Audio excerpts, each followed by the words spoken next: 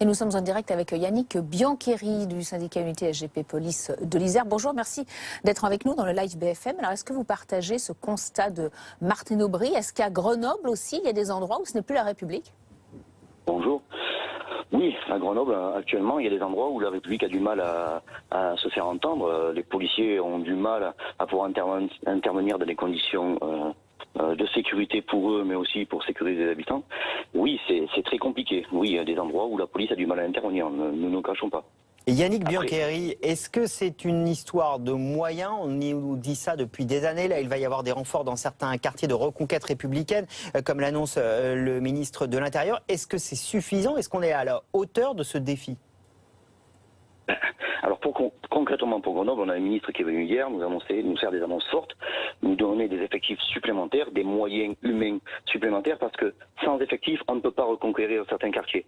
C'est bien beau, on peut parler de volonté, mais après, derrière des paroles, il faut des actes.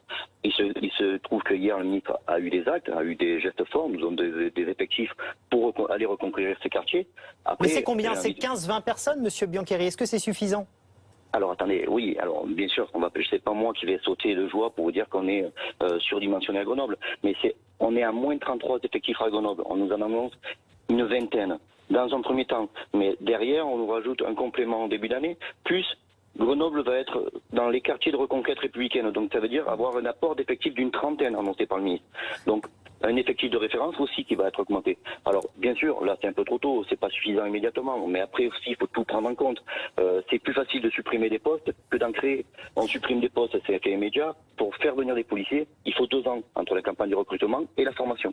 Alors il n'empêche qu'à Grenoble quand même l'insécurité gagne maintenant et les violences le centre-ville avec des règlements de compte, avec des trafics en tout genre. Un homme cette nuit a été grièvement blessé par balle et il n'y a toujours pas cette police de sécurité au quotidien à Grenoble. Vous avez eu des engagements sur le calendrier? C'est-à-dire que la police de sécurité au quotidien, elle est applicable dans toutes les villes.